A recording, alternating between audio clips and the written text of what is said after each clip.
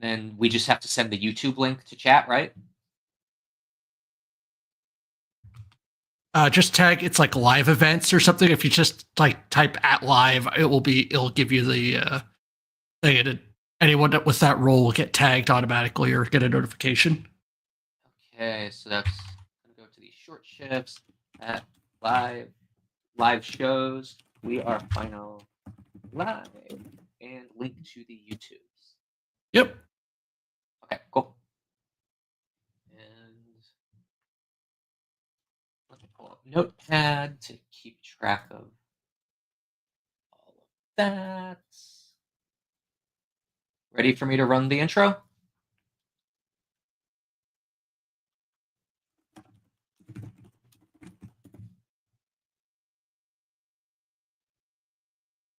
What's up, champs? Welcome to another episode of the Short Shifts Fantasy Hockey Podcast, brought to you by Keeping Karlsson. I'm your host, Jeremy Versillo. Joining me tonight, my pal and yours, Shams Benamor. Shams, how are you doing on this fine Thursday evening? Welcome back to Connor McDavid, as all fantasy hockey fans should be happy about. Yeah, it looks like that. Like most players are playing like Connor McDavid, looking at all the goal totals today. So I'm happy that I have Ole Forsberg starting. That's giving me 1.5 couple points versus the lowly Shesterkin that got pulled after giving 5 goals on 12 shots. So cross your fingers if you started a goalie today, which most of you did. Definitely a bit of a goalapalooza out there, if I can invent a word. I unfortunately streamed a Nedeljkovic, so I just used a move and dropped a player in order to lose points, which is never fun. On the other hand, my other goalie's Hellebuck, who is one of the ones surviving so far. Let's get right into the news. I mentioned Connor McDavid. He returned last night, actually. Didn't do anything in his first game back from injury, but it was a shorter stay on the IR than before. Looks like they're kind of back to their normal lines. Anything interesting you saw here, Shams, that I missed? Yeah, I wouldn't really put too much on the first game back. It was kind of a weird matchup, and I feel like that Vegas is a really good defensive team. There were certain situations where they even lined up Karlsson with Eichel and Stone in certain defensive situations with like Hanifin and Pietrangelo. So they're really ready to like lock it down. So the lack of points in the first game wouldn't be a concern for me. Same. I do hope he gets going, though. I don't own him in any leagues, but it's always fun when McDavid's scoring like 3 points a game, and you're like, is this the year that he gets 164 points in a season? Not going to be this year, but oh well. Next up, we have, uh, I guess we'll call this an injury now for Jake Wallman. Uh, Basically, he got healthy scratched on Tuesday, which somehow ended up with him getting the out status on all of the fantasy sites, which healthy scratches usually don't. So in my mind, I'm like, is this really a healthy scratch, or is he hurt? In the previous game, he had taken a big hit, left for a bit, and then come back, but clearly got rocked pretty hard. Warsofsky, the coach, came out and was like, I don't want to divulge details. No one's bigger than the team. Our culture, our standards, it's all I can say. And that was why he was scratched Tuesday. Definitely a healthy scratch. Yet he's also scratched today because he's hurt. Uh, I My kind of opinion is they're probably just kind of giving him a bit of a rest. He probably missed a meeting or something. I think that whole Warsofsky quote and tweet was a lot of words to say he missed a meeting or complained about not being on power play one, which if I were him, I would be doing.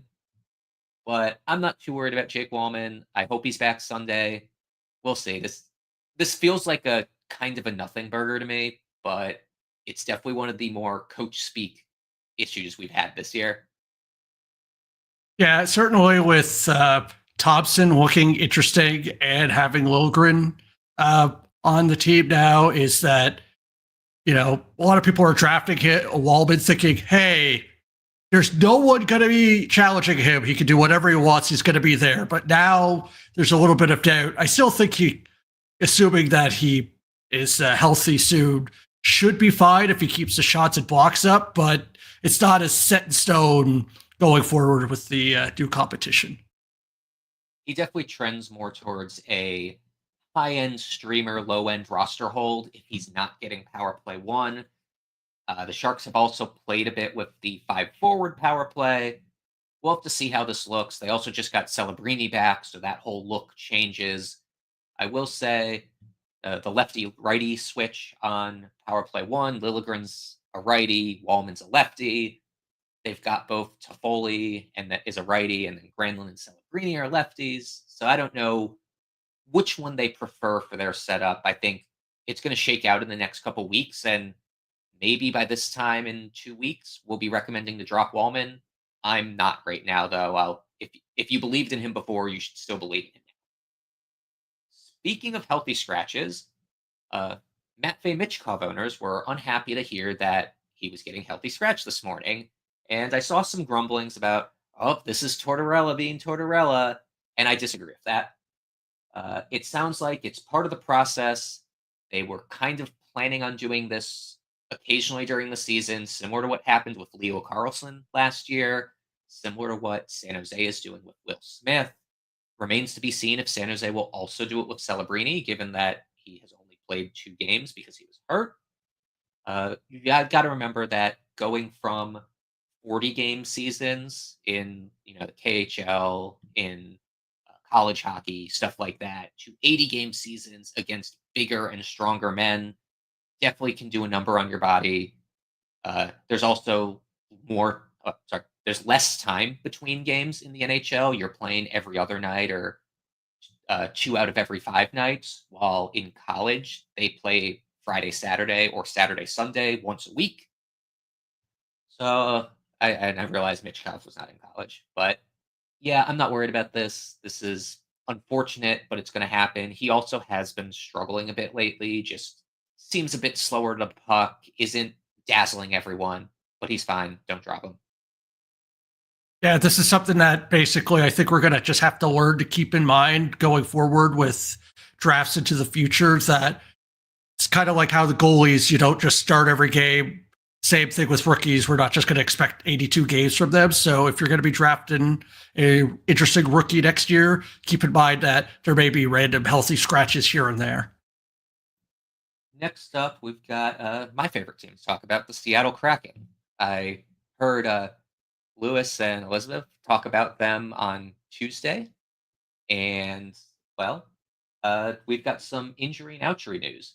Philip Grubauer missed practice today. According to Bilesma, he had an unfortunate accident at home, which honestly, it makes me think that he like cut his finger on a knife or something. It sounds like he's fine day to day. They play Friday tomorrow, and then they play next Tuesday, so they've got a bit of a break. Tomorrow is almost surely Decord's game anyway. You can be more confident of that if you're trying to guess goalie starts and Decord's available. It doesn't sound like much of anything. I am going to be looking for what actually happens because those home injuries are always hilarious. My favorite being when Dustin Penner threw at his back trying to eat pancakes, and I uh, I still laugh every time I see those jokes. Uh, on the other end, Vince Dunn is progressing well and should be back on the ice in a few days. He's first eligible to return on the 12th, which I believe is next Tuesday. That could be really nice for Vince Dunn owners to get a 4 game week. And as was mentioned on last episode, it would be nice for the Kraken in general to get Vince Dunn back. It just gives you one more dangerous offensive threat. Hopefully, they'll score some more goals. May eat into Brandon Montour's value a bit. He'll just get less of the power play time and less of the offensive deployment. But I think they're both going to be good. I desperately want Vince Dunn back so my team will start scoring goals. Yeah, just having any sort of offensive threat from the back end just hopes that helps everyone, including the goalies. Maybe some wins will start coming along their way. And with that, let's go to a short ad break.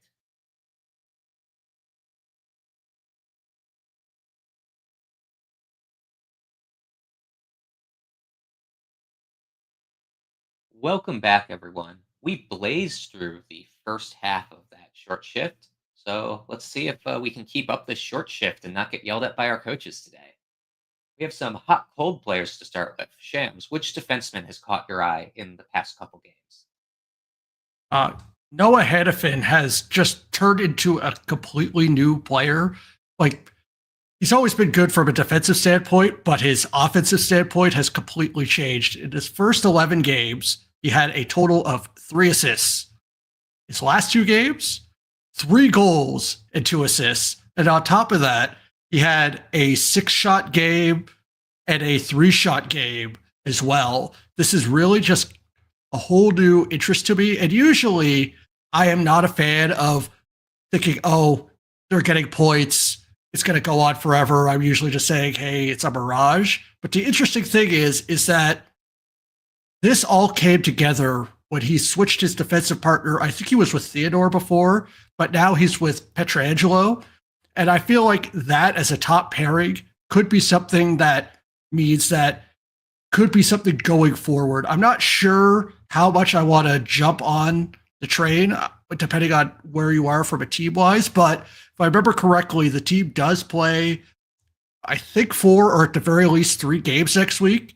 So you could take a chance, even though that they only have one more game left this week, that you could kind of just take the trial early next week if you have that move that you want to spur, or a one late this week that you're not using, and see if this continues, because the deployment's there. He has a good wide partner, and they have enough offensive players that he could keep on picking up those assists.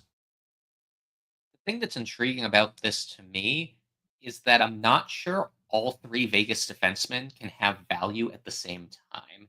Shea Theodore started the season really hot. He's also still on power play one, but has been tapering off a bit recently. He's been taking less shots. He doesn't really hit and block.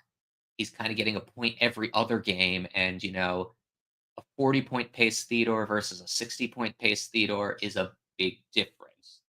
On the other hand, Petrangelo was red hot last week. I think he had back to back 3 assist games. I think he had 10 points last week or 9 points in 4 games or something ridiculous for a defenseman. And obviously, he's passed the torch to Hannafin. Petrangelo is shooting more, but also is like alternating like 3 and 4 shot games with 0 shot games. I don't know what to think. I think you're pretty happy with the value you're getting from any of these Vegas defensemen currently based on where you drafted them. But I think they're all going to be really annoying players where they go cold for stretches and the other two are producing. And you're like, why is Shea Theodore scoring and not Alex Petrangelo? Or why is Alex Petrangelo scoring and not Noah Hannafin? It's going to be a bit frustrating, but I think all three are worth holding, but going to be streaky. Do you think that's a fair assessment of the situation? Yeah, the way I look at it is that um, Theodore has the highest ceiling just because of that power play one, getting the points. Petrangelo is a nice middle ground just because of he still, even when he doesn't get the shots going, he still has consistent blocks and a couple of hits to get you points. And then Hannafin feels like the all or nothing kind of guy where he doesn't really do much. Like from a fantasy standpoint, he'll get maybe one block a game at most. And if he doesn't keep up the shot totals like he did the last 2 games, you're crossing your finger on the points. And I know certain players or fantasy managers are fine taking those points only defensemen, but that's the one that maybe scares me the most because I hate just having a player on my team that gets me like zero point 0.5 points. And it's like I could use that roster spot for anything else. I actually had Petrangelo ranked the highest when we were drafting for that exact reason. Like I had them all as ninth or 10th rounds players, but I had Petrangelo as the one I would take if I were choosing between the three, purely because I know he's going to block 1.5 to 2 times a game, hit once a game, shoot 2 shots a game. And at the very least, you have a floor of, 2 to 2.5 points. And then if he gets 40 points, that's fine. If he gets 50 points, that's incredible value. That's kind of just where I was on the three of them. It's actually kind of frustrating because I feel like if there were only one like offensively inclined defenseman on Vegas, they would be like a top 5 to 7 fantasy asset on defense. They'd be really, really good, and especially now that they're doing a pure power play one. Speaking of defensemen on good teams, Devin Tays has been ice cold. He has 1 point in his last 8 games, an assist, only 11 shots over that span. He's still getting time on ice in all situations. He's playing like 23 minutes a night, power play two, lots of shorthanded time. I kind of think this slump is a result of how thin Colorado's roster is. Outside of the top 4 or 5 players, I guess now that Lekkonen's back, maybe it's five. You don't have a lot of offensive talent. So if he's not out there with good players, he's just not going to get points. I don't know how many like goals per game and stuff they have, but I'm thinking better days may be ahead once Druin and Nichushkin return. Team gets a bit healthier. Lekkonen maybe will ramp up a bit faster. But I also would be totally fine cutting Tays right now. Do you think he's someone who should be rostered in every league, or where do you fall on this with Devin Tays? I've put him, maybe the way I look at him is like a Spurgeon kind of like, is that I have no questions of his actual NHL ability as a defenseman, but the issue is that he's not shooting enough and he's not actually blocking.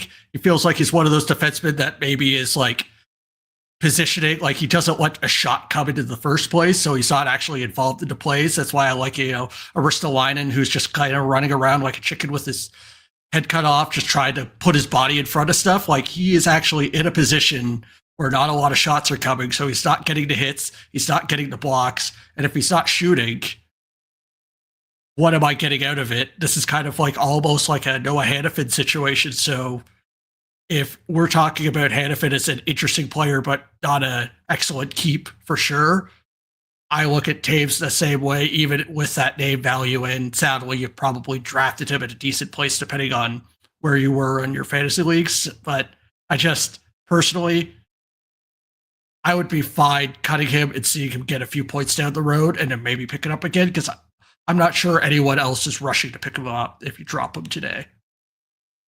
I've always been a bit of a Tays detractor just because being the second in command behind Makar, I feel like that points, all the even strength points are super tenuous and always a bit afraid to draft or hold him. I think he's the type of guy though that probably should be rostered in every league, but may not be the right fit for every team. Like there is some team in your 14 team league that has a thin enough defense that they probably want to roster Devin Tays. Whether or not it's your team, especially if you're one of the better teams, maybe not. I think the teams that would be rostering Tays are the ones who are really good and can afford to wait out the slump, or the ones who are really bad and are desperate for someone who's going to break out and slowly turn things around for them. But like for example, my tier one team probably could use Devin Tays because my second defenseman is currently Owen Power, who I have very similar opinions on. Like, should be rostered on teams with thin defense and should not be rostered otherwise. This is not an invitation to send me an offer for Devin Tays. Please don't offer me like Tays for Hughes or something because. But yeah, like if he got dropped in tier one, I would consider picking him up. But probably won't because that league is 16 teams and even deeper. Next up, nice little hot streak from Dylan Larkin. He's started a bit slow, but has 4 goals and an assist in his last 3 games. I believe 3 of the 4 goals are on the power play. The shots are also ticking back up to 3 to 4 per game. He had been on a streak of 2 shots per game. He leads the league in power play goals currently with 5. All of his power play points are goals. I haven't really watched the Wings much, but I'm kind of wondering if where based on where he usually plays, if they're using that bumper play that got Sam Reinhart so many goals, like kind of put it down low, he pops out and then gets a nice little one timer in tight if it's not covered. That seems to be a favorite of a lot of teams right now. It's where Braden Point gets a lot of his goals. It's where, like I said, Sam Reinhart gets a lot of his goals. And I think it's a skill set that Larkin's pretty good at. So I don't know. Obviously, he's not going to pace what that puts him on pace for 35 power play goals this year, roughly. He's not going to score 35 power play goals. I would be thrilled if he scored 35 goals. But I think he's looking like the player you drafted. Wanted to congratulate this little hot streak here. Oh yeah, and the nice thing is with the team is that while they have a lot of interesting forwards that they've kind of gathered during the last few seasons, Larkin's literally the only like interesting offensive center. So basically, with the way that power play set up, you got all of these interesting forwards. You got your Raymonds, your Cades, your Tarasenko's even, and your like the Brinkets. So you're going to have a lot of offensive firepower depending on how they want to switch it up. But Larkin's always going to be that center point of the power play. And in any situation where they're pushing for points, he's always going to be the go-to guy. So that's going to be something where talking, before about Makar and Taves, no one's going to be put in front this season ahead of Larkin from a center position. One of the things I like is what Lewis, I think, was talking about last episode is that you want someone on your team who's going to be the guy, not a guy. And Larkin was going pretty late in drafts for someone who was the guy on his team. I mean, I got him into the fourth round in one league. I think in Cupful he was more like a third round player, but that's pretty late in the game to get someone who is guaranteed line one, power play one, all of the 6-on-5, 5-on-6 type of time. That's I was listening to short shifts and I was like, oh, that's a really good point. I should pay more attention to that next year, and maybe not draft Timo Meyer as early as I have been. Next up, we got one more hot streak on the skater end. Mark Stone has been doing ridiculous things, Shams. How many points does he have this year? He has 21 points in only 13 games. That top line is just on fire, and as well as the power play. Now, he only has 2 shots a game, so it's not, all goals by him. But the thing is that once you have Eichel sitting there as your wide mate, anything can happen even with Barbashev as the third. And that power play is interesting with Dorofiev as the fourth forward is kind of coming along. So having an interesting top power play as long as an elite center to go with you is just on fire for a player that we know has, the pedigree of playing good. Now, something that you wrote down, and I think it's kind of everyone's on top of the mind, is how healthy is he going to be going forward? Now, I'm not the best trader, and what always questions me is that, hey, find me a fantasy manager that is not also thinking about the injury risk. So basically, what I would have to be doing is you'd probably still have to fish for a person, as we're talking before about Devon Taves, of a person with that maybe is running low on a winger side. Maybe they drafted too many defensemen or goalies at the start and their forwards are thin. And then maybe you flip him for a different position, because I think it might be hard that while he is hot and you might want to trade him, I'm not sure how many people are going to give you the face value of just the points per game stat and not question the injury risk. I agree with you. That's kind of what I was getting at with what I wrote down, is that if you can get a true point per game player for Mark Stone, I would consider doing it, because I think that's about where he settles. A 75 to 80 point player pace rest of season. So he'll probably end up over point per game with this hot start. But if in the remaining 65 games he puts in 63 points, that would be about where I'd have him. Obviously, that implies that he plays all of the remaining games, which is another concern. I'm not one to look at past injuries and assume they're going to happen again, but Stone's trend is one of the more convincing ones out there. So if you are a bit trepidatious about stuff like that, maybe it's a consideration. On the flip side, you could also argue that there's more upside for Mark Stone this year because Vegas lost the Marcia show that they had before, like that kind of second unit help. Uh, maybe they're leaning heavier on Eichel and Stone for the offensive minutes. They don't have Marcia show, they don't have Stevenson. Riley Smith's been gone. So it's a bit of a different team, a more top-heavy team, if you want to put it that way. I've got to pause here because I don't have the next thing queued up.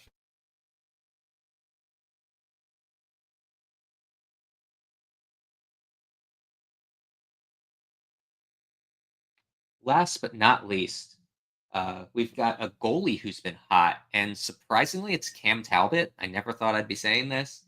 He's got 4 straight quality starts, back-to-back 1 goal against performances, pretty positive goals save above expected numbers for the season.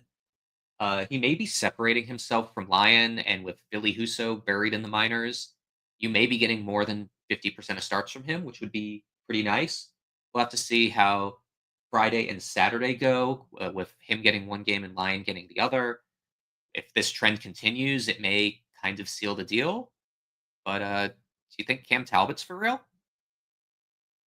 I think he's kind of, if he was the only goalie in there, I would be all over him because I'm a fan of teams that just let their goalie take all the shots in the world. And Detroit's one of those teams that, well, even though they prefer not to be, their defensive core is still not into the situation to avoid taking that many shots. So while he's giving you these great performances of only allowing 1 goal on like 30 some shots, the nice thing is that even if, depending on how your league setup is, even if he lets in a few goals, it's going to be on like close to 30 shots, and it might even turn out fine even without a win. So keeping that in mind, he is at the very least an interesting streamer for me every game that he's playing because I streamed him yesterday. But since I already have 2 goalies that are playing on Saturday, I actually dropped him. But depending on how your league is about how easy it is to get goalies and that kind of thing, you might be willing to hold on to a 50-50 split. But keep in mind, with any Detroit goalie at any game against any opponent, it can be blown up. So just if you're fine with, that chance of just seeing a random negative that just like is a pit in your stomach, then take the chance on him because you're going to get some highs, but you're going to get some lows sprinkled in there as well. Totally. I think that's the approach you got to take with all except for maybe the top 10 or so goalies. With that, our episode is over. Thank you for joining us. If you enjoyed the show, please consider joining the Keeping Carlson patron group at keepingcarlson.com/patron. You can play in the Keeping Carlson Ultimate Patron Fantasy League, the Cupful, and interact with Brian, Elon, Shams, myself, all the other Short Shifts crew, and the other hundreds of talented fantasy managers in Discord. Please check out www.gamedaytweets.com to get all the best info from Twitter without having to slog through the rest of that place. It includes team by team and searchable tweets by player name and goalie starts. Visit that site and the other great sites we use to research our episodes with at Yahoo, Frozen Tools, and Natural Stat Trick. Our intro and outro music was created by Pat Roach. Until we see you next time, play smart and keep your shifts short. All right. So I'm going to hit end stream and we'll wait for the recording.